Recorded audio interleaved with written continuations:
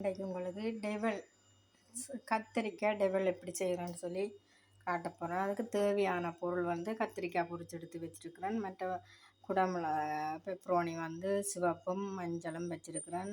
பச்சை இல்லை. மற்ற இஞ்சியும் உள்ளியும் ரப் பண்ணி கொஞ்சம் வச்சுருக்கேன். கணக்க தேவையில்லை. மற்ற சிவத்த வெங்காயம் 2, தக்காளி பழம், மற்ற சீனி கொஞ்சம் அரை தேக்கரண்டி சீனி. அடுத்தது மிளகாத்தூள் காஷ்மீர் மிளகாத்தூள் கொஞ்சம், மற்ற சில்லி சோயா சாஸ் மற்ற கொஞ்சம் போடுறோம்.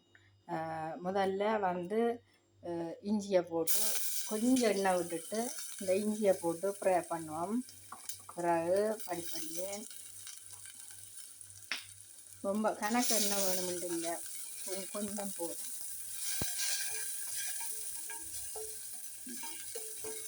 அடுத்ததாக வெங்காயத்தை போடுவோம்.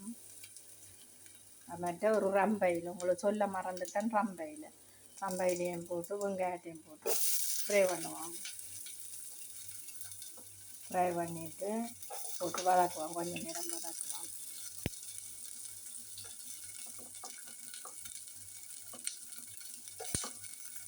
ரொம்ப நேரம் எல்லாம் வதக்க வேணுமில்லை. கொஞ்சம் இந்த பச்சை வாசனை போகும் மட்டும் வதக்கினால் ஓகே.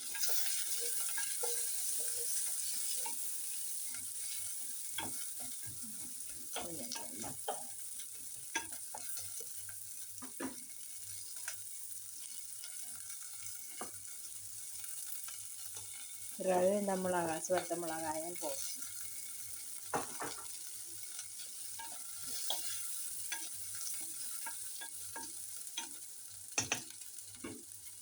கொஞ்சம் கன நேரம் தேவையில்லை, கொஞ்சம் நேரம் வதங்கட்டு.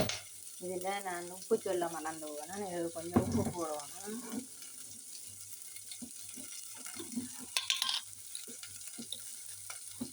ஒரு அரை தேக்கரண்டி உப்பு. ஏன்னா நான் கத்திரிக்காய் கத்திரிக்காய்க்கு நான் போட்டு பொரிக்கிறது இல்லை, வெறும் மட்டும் பொரிக்கும். நான் கத்திரிக்காய்க்கு உப்பு போட்டிங்கன்னு சொன்னால் எண்ணெய் ஒடிக்கும். எண்ணெய் கத்திரிக்காய்க்கு உப்பு போடாமல் பொரிச்சு பாருங்க, எண்ணெய் ஒடிக்காது கத்திரிக்காய். கொஞ்சம் நேரம் வதங்கட்டும்.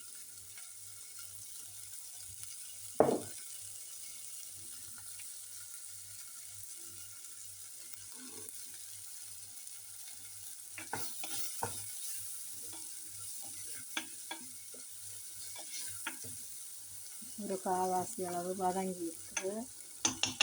இதில் நாங்கள் கொஞ்சம் அடுத்ததாவது தக்காளி பழம், ஒரு தக்காளி பழம் சின்ன சின்ன கீரி போட்டிருக்கிறேன். ஒரு தக்காளி பழம் இதையும் போட்டு வதக்குவோம்.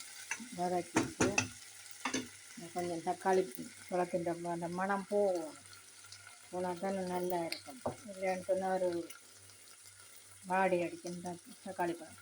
இதுக்கு காஷ்மீர் மிளகாத்தூள் கொஞ்சம் கணக்கத்தில் நாங்கள் உரைப்பு சாப்பிட்ற குறைவு, அதால் சும்மா கலருக்கு போடுறோம் ஒரு கொஞ்சம். மற்றது கொஞ்சம் பெப்பர் போடுறேன், மிளகுத்தூள் அதுவும் கணக்கத்தில் கொஞ்சம். அடுத்தது ஒரு கிண்டிட்டு இந்த இதிலேயே வதங்கட்டும். கொஞ்சம் நல்ல வாசனை, அந்த மிளகாய் நல்ல வாசனை தானே, நல்லா இருக்கும் வாசனை.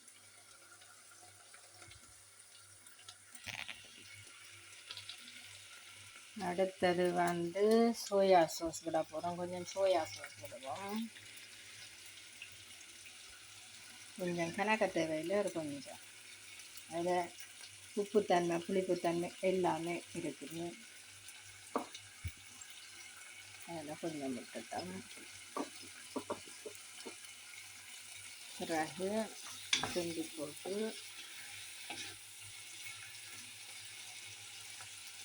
கொஞ்சம் நேரம் தக்காளி பழம் கொஞ்சம் வதங்கணும். கொஞ்சம் வதங்கணும்.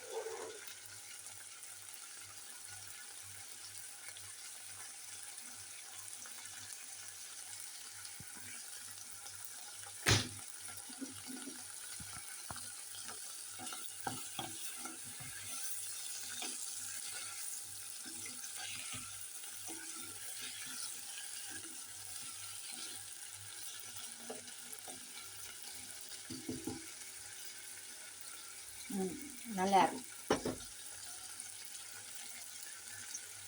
அடுத்தது வந்து கொஞ்சம் சீனி, ரொம்ப எல்லாம் தேவையில்லை, ஒரு அரை கரண்டி சீனி, ப்ரௌன் சுகர் தான் போட்டிருக்கு.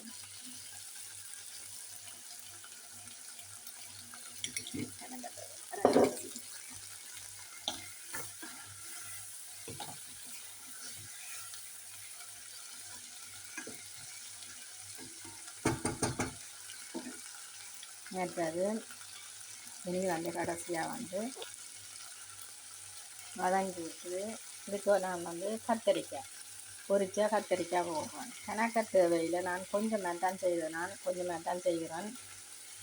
கணக்கை சாப்பிட்றதுக்கு ஆட்கள் இல்லை, வந்து கொஞ்சமாக தான் செய்கிறேன், கொஞ்சம் செய்யலாம் போதும்.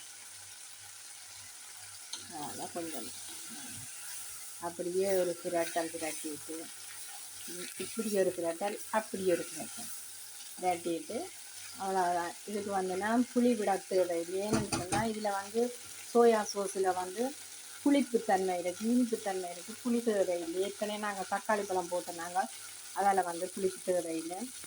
அவ்வளவுதான். இதுதான் டெவல், கத்தரிக்காய் டெவல்.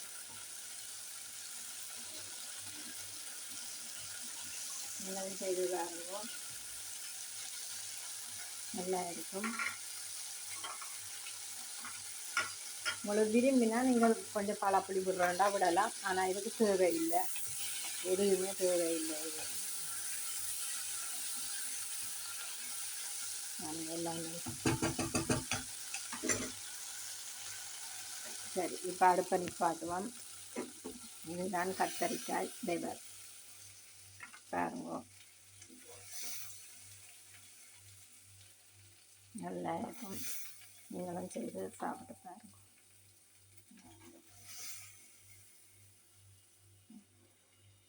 லைக் பண்ணுங்க, ஷேர் பண்ணுங்க, கமெண்ட் பண்ணுங்க. மிஸ்